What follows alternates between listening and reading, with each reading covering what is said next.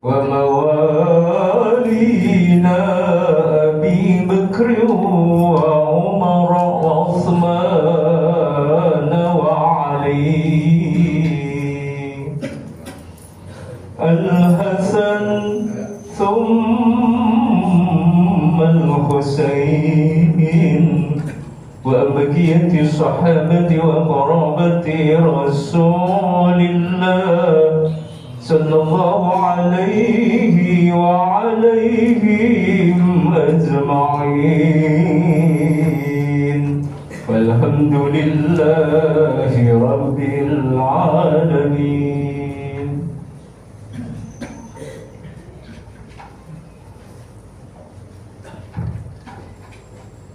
Assalamualaikum warahmatullahi wabarakatuh.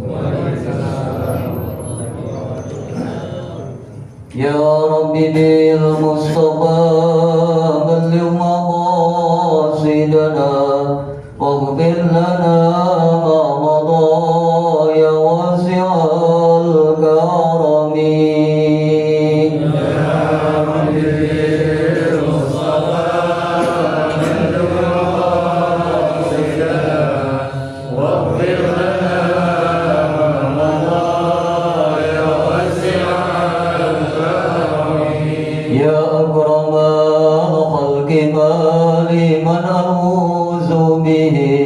سواك عند حلول الحادث العممي.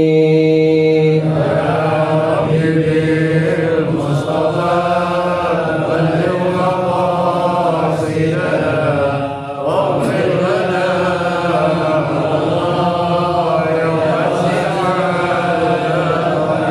يا نفس لا تقنطي من زلة عزمت إن الكبائر في الغفران كالأمم.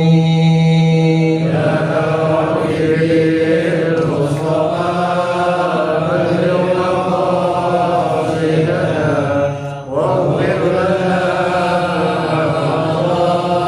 يا واسع الكرم. لعل رحمة ربي حين يقسمها تأتي على حسب العصيان في القسم. يا حبيبي المصطفى بلغ مقاصدنا واغفر لنا ما مضى يا واسع الكرم. اللهم صل وسلم وبارك عليه. Alhamdulillah, alhamdulillahillazi wakafa, wassalatu wassalamu ala sayyidina al-mustafa wa ala alihi ahli sidqi wal wafa, amma ba'd. Bapak-bapak jamaah musalla Nur Hidayah, mari kita senantiasa memanjatkan puji dan syukur kehadirat Allah Subhanahu wa ta'ala yang selalu memberikan karunia serta nikmatnya kepada kita semua, sehingga pada kesempatan malam hari ini alhamdulillah kembali bersama-sama kita dapat hadir untuk mengikuti talim rutin yang biasa kita adakan. Mudah-mudahan hadirnya kita pada kesempatan malam hari ini selalu dalam lindungan dan dalam curahan rahmat Allah Subhanahu wa ta'ala. Salawat teriring salam tidak lupa pula kita sanjungkan keharibaan junjungan kita baginda Nabi besar Muhammad sallallahu alaihi wasallam beserta keluarganya, para sahabatnya dan umatnya yang istiqamah di dalam menjalankan syariat-syariatnya. Bapak-bapak jamaah sekalian, mari saja ta'lim kita pada kesempatan malam hari ini kita buka dengan Ummul Quran suratul Fatihah, dan selalu kita berharap kepada Allah Subhanahu wa ta'ala semoga dengan barokah Ummul Quran ini apa yang akan kita kaji dan kita pelajari di malam hari ini bermanfaat untuk kita semua fid din wad dunya wal akhirah. A'udzu billahi minasyaitonir rajim. Bismillahirrahmanirrahim. Al-Fatihah ala hadhihi niyyah wa ala kulli niyatin salihah. Wassalamah wal afiyah wal barakah wal ilman nafi'ah wa ila hadratin nabiyil mustafa Muhammadin sallallahu alaihi wasallam. Khususan al-muallif hadzal kitab Asy-Syaikh Zainuddin Al-Malaibari, khususan sahibul maqam al-walid wal maghfirlah wa li jami'il muslimin wal muslimat wal mu'minin wal mu'minat al-ahya'i minhum wal amwat wa li ashabihil kiramil Fatihah. A'udzu billahi minasyaitonir rajim. Bismillahirrahmanirrahim. Alhamdulillahi rabbil alamin. Ar-Rahim maliki yaumiddin. Iyyaka na'budu wa iyyaka nasta'in. Ihdinas siratal mustaqim. Siratal ladzina an'amta 'alaihim ghairil maghdubi 'alaihim waladdallin. Rabbighfir lana wa liwalidayna amin. Bapak-bapak jamaah sekalian, kembali pada kesempatan malam hari ini kita akan melanjutkan kajian tentang satu pasal yang mengharamkan untuk mentakhirkan sholat. Pada kesempatan yang lalu kita telah membahas satu riwayat tentang orang yang mentakhirkan sholat sampai-sampai binatang pun yang menjadi peliharaannya takut terkena azab Allah Subhanahu wa ta'ala. Maka pada kesempatan malam hari ini kembali kita akan melihat satu hikayat yang di dalamnya menjelaskan bagaimana azab yang akan diberikan Allah kepada orang yang suka mentakhirkan waktu sholat di alam kuburnya masing-masing. Bismillahirrahmanirrahim. Wa hukiya, dan dihikayatkan an ba'di salafi, dari sebagian ulama salaf,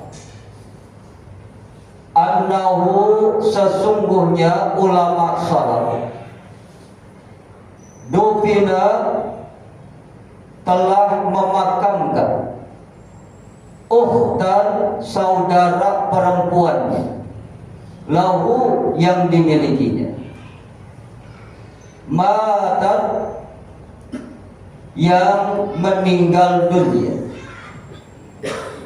fasaqata minhu, maka jatuh dari ulama salaf ini kaisun, kantong, fihi, yang ada padanya, malin, harta, fi qabriha, dikubur saudara perempuannya, walam yus'ir bihi, dan dia tiada menyadari dengan jatuhnya, hatta insorofa an qabriha, sampai kembali ia dari kubur saudaranya. Summa zakarohu, kemudian dia teringat, faraja'a ila qabriha, maka kembali ia kepada kubur saudaranya. Fanabasahu, maka digali kuburnya. Ba'daman sorofan nas, setelah kembali semua manusia. Fawajadal kubur, maka dia menemukan kubur, yasta'illu alaiha naran, dikelilingi atas kubur itu oleh api. Faraddat turab ilaiha, maka dikembalikan tanah kepada kuburnya. Wa raja'a ila ummihi, dan dia kembali kepada ibunya bakian, dalam keadaan menangis, khazinan, dan bersedih. Faqala, maka berkata ia, ya ammah, wahai ibu, barini an ukhti, beritakanlah kepadaku tentang saudara perempuanmu. Wa ma kana ta'malu, dan apa yang selama ini dikerjakannya. Qalat, maka menjawab ibunya, wa ma su'alaki anha, apa yang kau tanyakan tentangnya. Qalat, maka dijawab oleh dia, ya ummi, wahai ibuku, ra'aitu qabriha, aku melihat kuburannya, yasta'illu 'alaiha naron, dikelilingi atasnya oleh api. Qala, maka menjawab ibunya,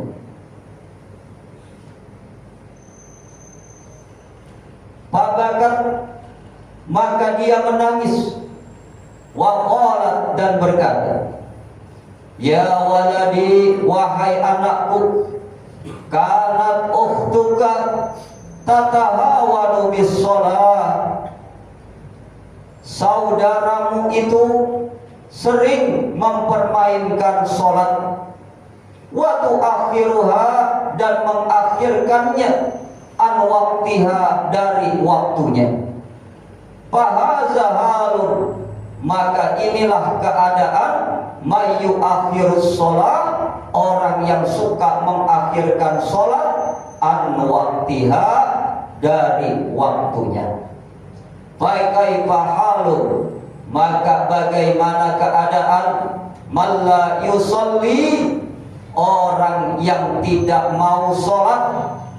Fanas'alullah ta'ala, maka kami meminta kepada Allah Subhanahu wa ta'ala, ayyu'inuna, untuk memberikan pertolongan kami, alal muhafazati 'alaiha, untuk memelihara atas sholat, bikama latiha, dengan menyempurnakannya, bi awqatiha, pada waktu-waktunya.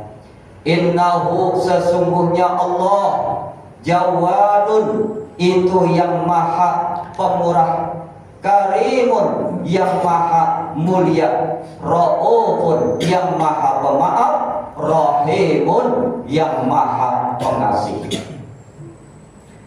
Bapak-bapak jamaah sekalian, kajian kita pada malam hari ini adalah tentang satu hikayat, cerita yang pernah terjadi, dan ini diriwayatkan oleh sebagian ulama salaf, yaitu ulama terdahulu, di mana mereka menyaksikan dan mengalami cerita yang disampaikan di dalam kitab ini, bahwasanya pernah ada seorang ulama menguburkan saudara perempuannya yang meninggal dunia. Pada saat dia menguburkan saudaranya, tiba-tiba jatuh, Pak, kantung uang yang dimiliki oleh dirinya masuk ke dalam kubur saudaranya. Cuma ulama ini tidak menyadari dan tidak terasa sama sekali bahwa uangnya ini jatuh ke dalam kubur saudara. Hingga dia sampai kembali ke rumahnya, barulah dia ingat bahwa kantung uangnya jatuh, dan dia berkeyakinan jatuhnya itu di dalam kubur saudara perempuan. Maka akhirnya dia segera kembali ke kubur saudaranya ini, dan kemudian dia gali kubur saudaranya. Setelah orang-orang yang mengantar jenazah saudara perempuannya ini sudah kembali ke rumahnya masing-masing. Dan pada saat digali inilah Pak, dia menemukan kubur saudaranya sudah dikelilingi oleh api. Kaget ulama ini. Kenapa kubur saudaranya demikian keadaan? Tanpa pikir panjang lagi, langsung ditutup kubur saudaranya dan dia kembali ke rumahnya. Ketika dia kembali ke rumahnya ini, dia bertujuan untuk menemui ibunya. Dalam keadaan menangis, dalam keadaan sedih, dia bertanya kepada ibunya. Apa yang dia katakan? Ya amma akhbarani an ukhti. Wahai ibuku, beritakan kepadaku tentang keadaan saudara perempuan. Maka nata'mal, apa sih yang selama ini dikerjakannya? Apa sih yang selama ini dilakukannya? Si ibu Pak, yang tiba-tiba ditanya oleh anak laki-lakinya ini bingung. Kenapa tiba-tiba dia bertanya demikian? Maka si ibu kemudian menjawab, wa ma su'alika anha. Apa sih yang kau tanyakan tentang saudaramu? Kenapa engkau bertanya demikian? Qala, dijawab Pak oleh laki-laki ini, ya ummi, ra'aitu qabraha yastamalu 'alaiha naron. Wahai ibuku, aku melihat, aku menyaksikan kubur saudara perempuanku sudah dikelilingi oleh api. Kalau kita bicara begini Pak,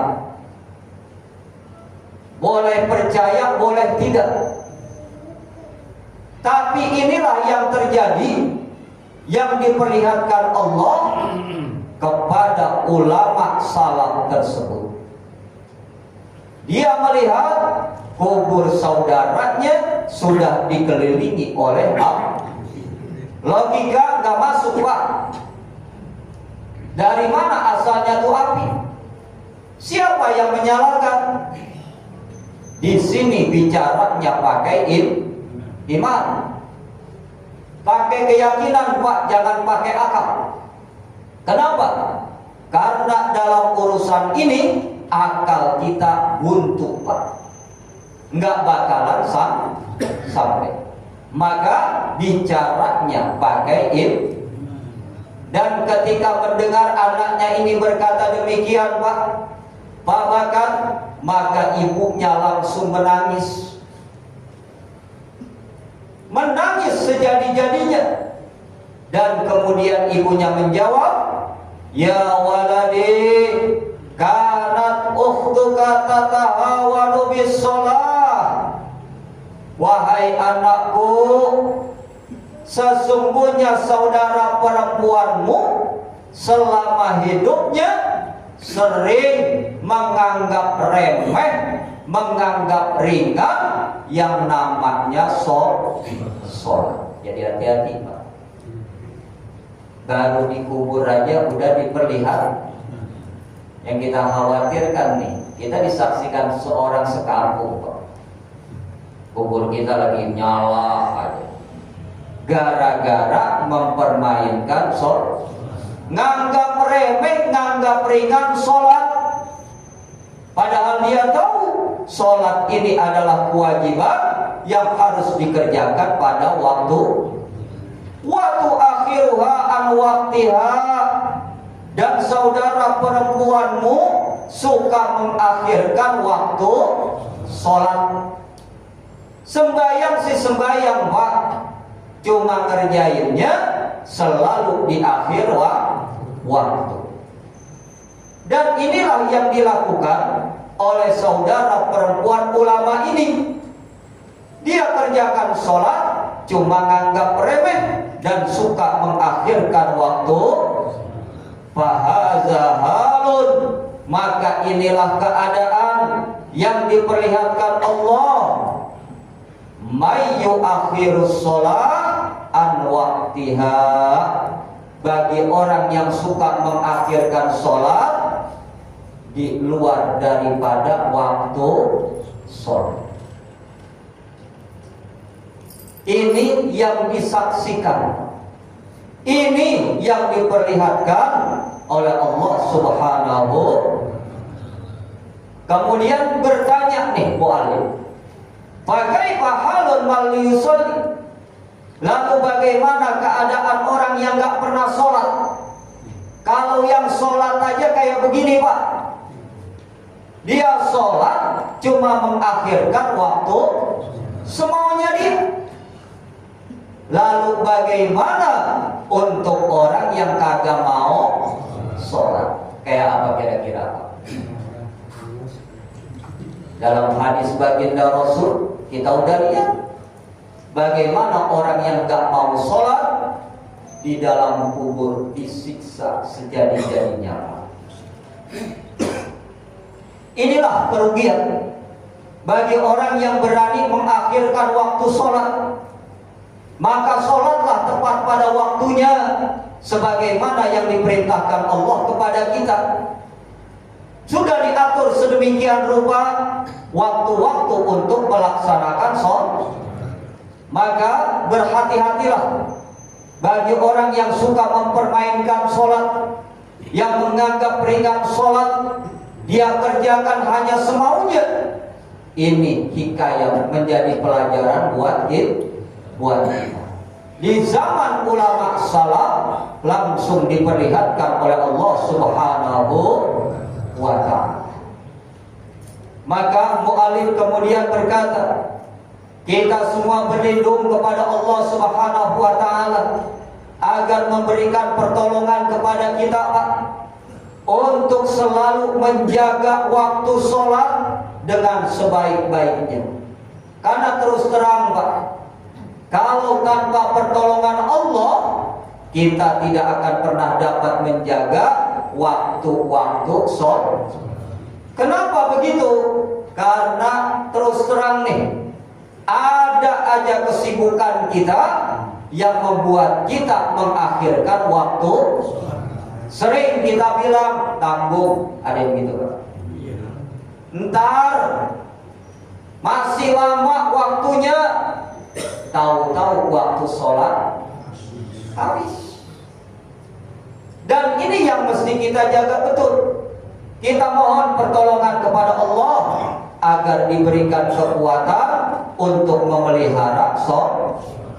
Makanya Allah perintahkan, hafizu ala sholat, jaga oleh kalian semua waktu-waktu sholat.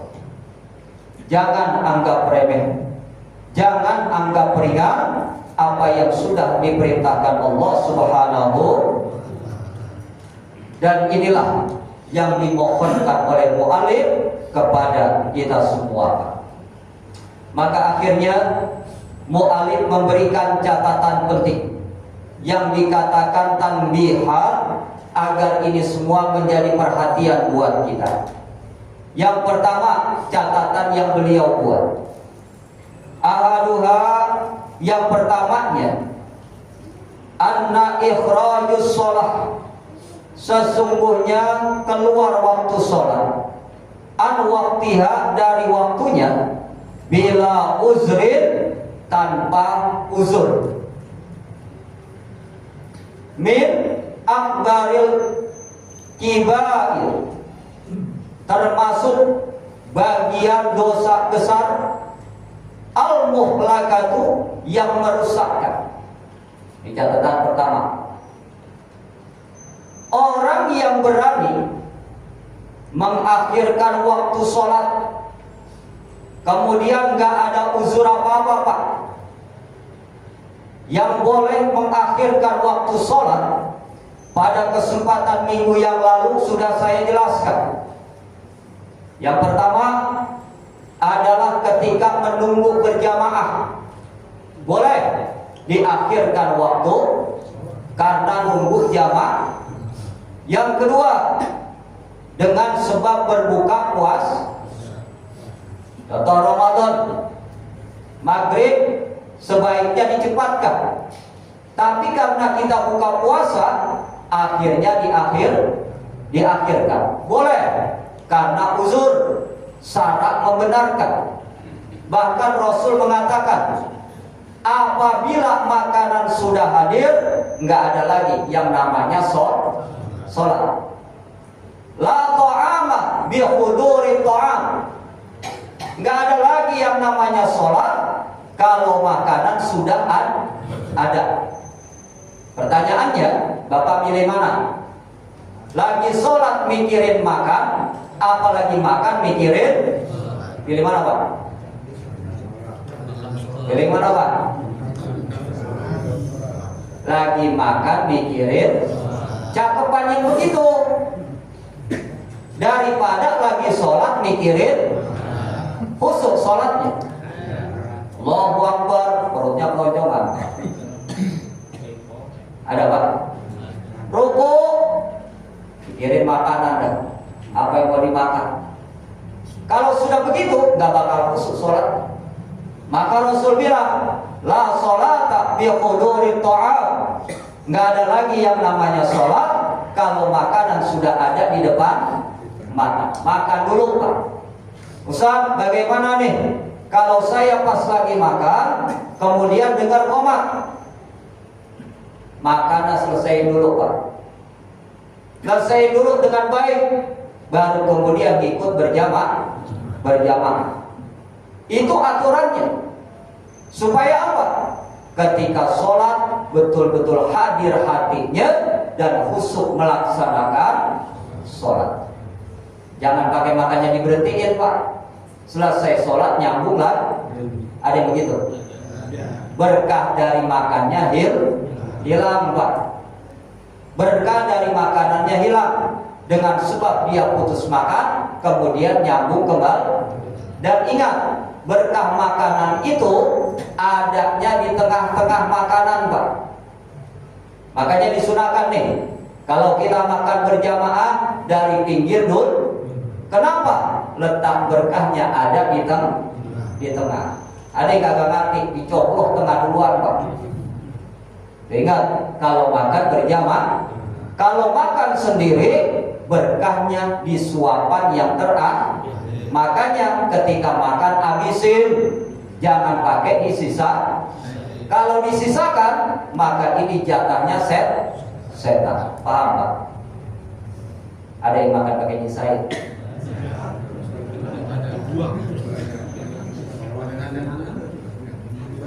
Nah itu Pak. Jadi orang yang berani mengakhirkan waktu sholat, kata mu'alif, termasuk bagian dosa besar dan termasuk perkara yang mencelakakan buat dia. Celakanya di mana?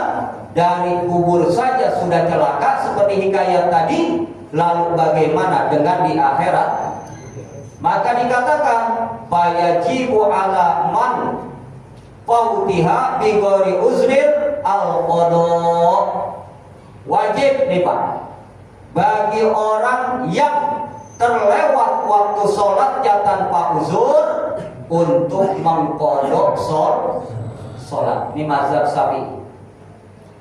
Saya nggak bicara mazhab lain. Ini mazhab Syafi'i. Kalau dia terlewat waktu sholatnya, maka wajib untuk mengkodok, mengganti sholatnya Pak. Kenapa? Karena dia punya hutang sholat kepada Allah Subhanahu. Nabi katakan, fa innallaha ahaqqu bil wafa.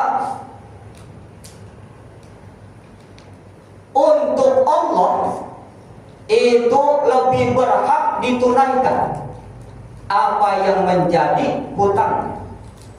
Bahkan ditegaskan oleh baginda Rasul, fadainullahi ahaqqu bil qada. Kalau dia punya hutang kepada Allah, berhak untuk ditunaikan, dijalankan sebaik-baik. Artinya apa? Jangan anggap remeh kalau sholat kita tinggal. Ini kadang-kadang ada ngomong nih Pak, dalam nggak usah pakai dikodok. Kalau bicara mazhab lain, seperti halnya mazhab Hanafi, nggak perlu dikodok. Mazhab Hanafi, cuma kita kebetulan mazhabnya Syafi'i. Kalau dalam mazhab Syafi'i, maka wajib untuk dikodok. Contoh, sholat zuhur apa lewat, nggak ada uzur hingga sampai masuk waktu tinggal terserah Bapak pilih, mau ngerjain zuhur dulu boleh, mau ngerjain asar dulu. Yang penting apa? Sholat zuhurnya dikerja. Niatnya bagaimana? Usolli fardhu zuhri arba'a raka'atin mustaqbilal qiblati qada'an lillahi. Kalau yang tunaikan adaan, kalau yang hutang qada'an, mengkodok sholat zuhur. Kenapa?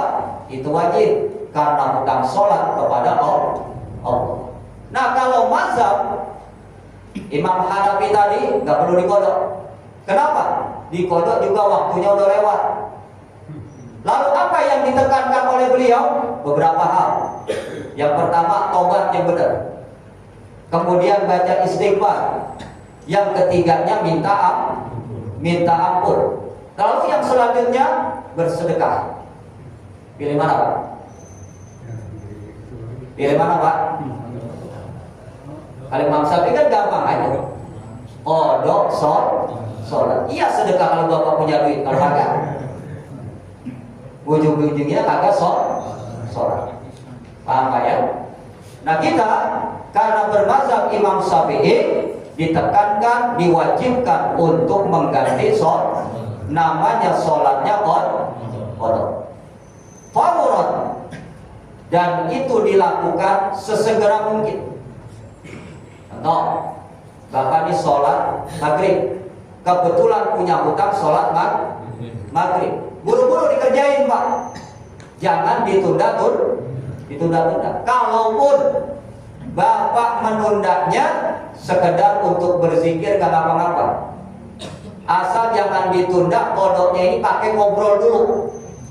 Ada yang model begitu Pak, zikir kagak mau, ngobrol mau, padahal dia punya hutang sholat. Nggak boleh. Segera untuk mengkodok sholat. Bahkan ada aturan ulama mengatakan mengkodoknya sesuai waktunya. Maghrib misalnya, mohon maaf, kita nih insafnya kira-kira umur berapa? Contoh, insafnya umur 30 baru mulai sholat. Sementara dari balik hingga sampai 30 agak pernah sholat. Berapa banyak udah Pak? Berapa banyak Pak? Berapa hari? Hitung dah. Benar Pak? Nah itu setiap mengerjakan, contoh sholat zuhurnya dikodok berapa banyak? Itu asar berapa banyak? Itu kodok terus. Maghrib sama. Begitu seterusnya hingga sampai lunas mengerjakan hutang mengkodok sholat. Ada yang begitu bisa? Kan kebanyakan kagak. Dalam mudah-mudahan aja Allah ampuni. Kan begitu kita Pak. Benar Pak? Nah ini yang terjadi. Jadi dikatakan bahwa secepatnya lakukan untuk mengkodok sholat. Wasorofa jami'u zamanihi lil qodok. Selesai seluruhnya ini di waktunya untuk mengkodok. Ma'adal waktu, tidak mengulang waktunya, allazi yahtaju li sorfihi, yang dikehendaki untuk menyelesaikannya, bi tahsili ma alaihi, di dalam menghasilkan apa-apa atas perkara min mu'natin nafsihi, dari kehati-hatian dirinya, wa iyalihi, dan yang menjadi tanggungannya. Artinya apa? Masalah mengkodok sholat ini sangat ditekankan. Jangan sekali-kali dipermainkan. Kalau ada sholat yang ditinggalin, buru-buru ganti, buru-buru dikodok. Lalu bagaimana nih kalau untuk orang yang memang enggak mengkodok dalam mazhab Syafi'i? Cuma dua yang memang unsurnya sah. Yang pertama, dia lupa, dan yang kedua ketidur. Ini nggak perlu dikodok, Pak. Bapak nih sembah begitu zuhur lupa. Ini udah sholat zuhur apa belum? Lupa beneran, Pak, bukan dilupa-lupain. Karena model kita, mohon maaf nih, dilupa-lupain. Ini lupa beneran. Saya udah sembahyang apa belum?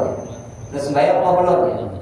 Nah, ini kalau dikasih lupa oleh Allah, maka nggak perlu yang namanya mengkodok sholat. Kenapa? Emang udah lupa. Saya khawatir gara-gara lupa kan punya penyakit pikun. Jelas, Pak? Yang kedua, yang tidak mengkodok sholat adalah orang yang tidur sampai hingga selesai waktu sholat. Contoh zuhur, saking lelahnya ketiduran, Pak. Nggak dengar azan, kagak ada yang bangunin, kagak ada yang ngasih tak. Pas bangun-bangun azan asar. Ini nggak perlu mengkodok, Pak. Kenapa? Allah kasih nikmat tidur beneran, bukan tidur-tiduran. Karena ada yang model kita, kira 15 menit lagi mau zuhur pakai rebahan. Ada yang begitu, Pak? Ada, Pak? Banyak banget. 15 menit lagi mau zuhur dia rebahan, bablas sampai hingga masuk waktu asar. Ya kayak begini, kodok, Pak. Nggak boleh kan? Enggak. Bahkan nih, kalau ada orang yang sakit beneran, sehingga apa? Dengan isyarat aja udah nggak mampu untuk mengerjakan sholat. Karena dalam sholat, Pak, nih, mohon maaf, yang bisa berdiri diri, nggak bisa diri duduk, nggak bisa duduk berbaring, nggak bisa berbaring pakai isyarat. Contoh, nggak usah pakai tangan, nggak usah macam-macam, kedipan mata aja.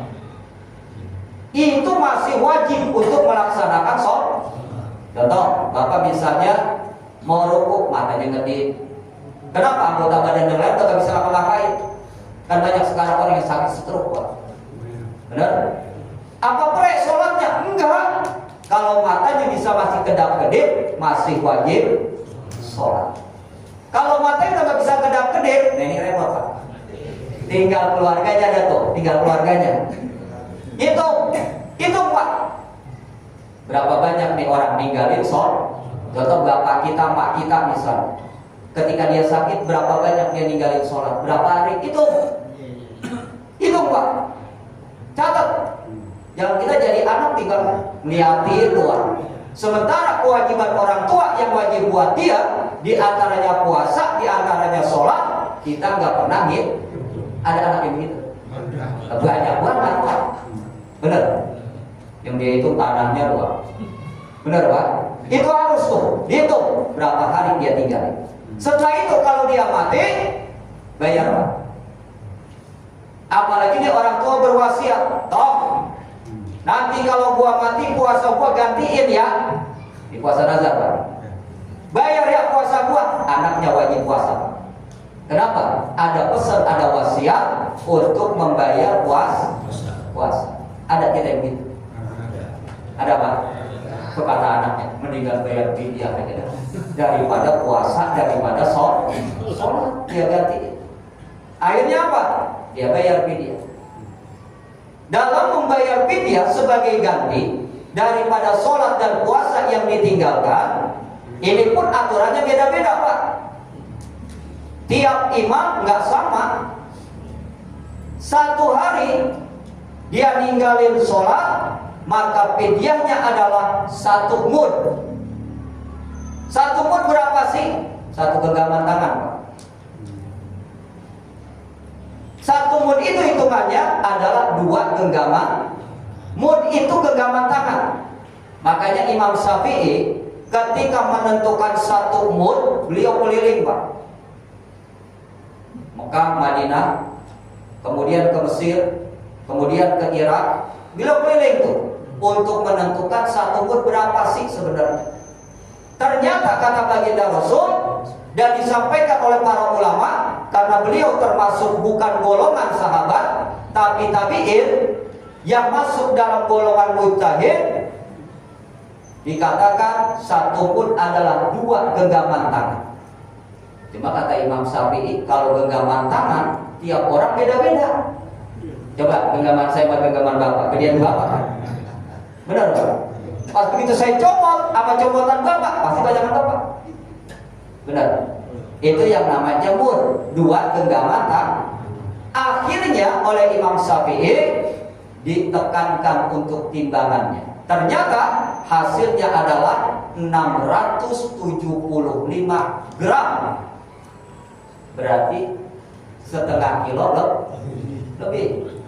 Ukurannya apa? Itu 1 mud, 675 gram. 1 mud kalau hitungan timbangan. Kemudian ada lagi yang namanya sok. Sok ini adalah 2 kali lipat mud, berarti 4 genggaman. Ya Pak? Itu sok, lebih berat daripada mud. Lalu berapa hitungannya? Dalam mazhab Imam Syafi'i, 1 sok adalah 2,75. Artinya 2 kilo 75 gram. Itu dalam mazhab Syafi'i. Tapi dalam mazhab Imam Hanafi, 1 sok adalah 3,8 gram. 3 kilo 8, jauh lebih banyak Pak. 3 mazhab yang lain sepakat 2,75 gram. Itu 1 sok. Nah, ketika kita mau membayar fidyah, hitungannya adalah mud. Setiap hari keluar itu setengah kilo lebih untuk diberikan makan kepada orang yang berhak menerimanya. Bisa berupa macam-macam Pak. Kalau kita kebetulan apa? Beras. Kalau di Arab Sono kan, yang boleh untuk membayar fidyah 4, sama dengan zakat. Pertama, kurma. Kedua, anggur atau kis. Kemudian gandum, beras, makanan pokok kita boleh. Nah, ini aturannya. Jadi yang saya tekankan, sholat jangan dijadikan permainan. Termasuk sakit sekalipun, kalau ada keluarga kita yang meninggalkan sholat dan puasa, hitung untuk dibayar fidyahnya. Fidyahnya berapa? 1 hari 1 mud. Kurang lebih hitungannya 600,75 gram. Bisa Pak? Nah kalau dia ninggalin sholat 3 tahun, kira-kira berapa kali? Ayo Pak. Nah inilah yang menjadi bahan perhatian buat kita. Jangan sampai sekali-kali meremehkan yang namanya sholat. Jelas Pak? Ya. Inilah kajian kita pada malam hari ini. Mudah-mudahan walaupun singkat bermanfaat buat kita semua. Amin ya rabbal